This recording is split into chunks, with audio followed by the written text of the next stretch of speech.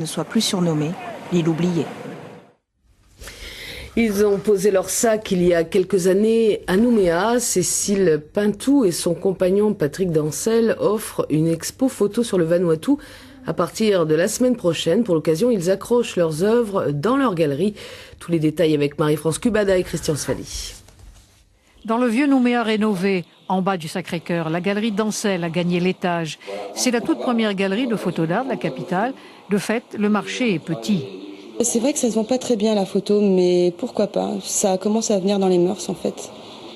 Cette expo Vanuatu, un pays photogénique, c'est le tout dernier voyage du couple, grand coureur d'Asie et des Amériques avant l'Océanie. Après 30 ans de diapos couleurs, Patrick Dancel est passé au numérique il y a 5 ans. L'idée, c'est que mes photos sont ni recadrées ni retouchées. Voilà.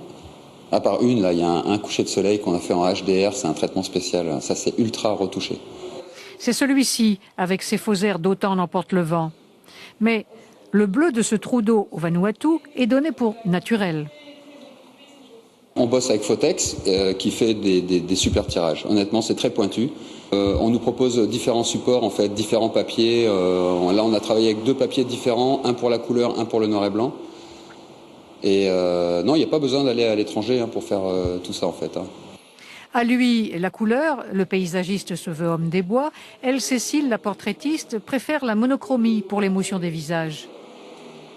C'est vrai que le noir et blanc, je trouve que ça accentue l'émotion. Je trouve que c'est sympa aussi. Ça dépend les photos en fait. Il y a des photos, je les vois et je les imagine tout de suite en noir et blanc et d'autres, je les laisse en couleur.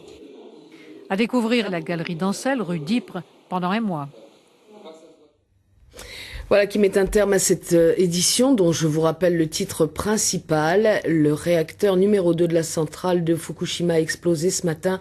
Si les Japonais sont extrêmement inquiets, les scientifiques confirment que le nuage ne touchera certainement pas le Pacifique Sud, mais s'éloignera vers les États-Unis. Par ailleurs, la Nouvelle-Calédonie n'a, selon les spécialistes, aucun appareil de mesure de la radioactivité dans l'atmosphère.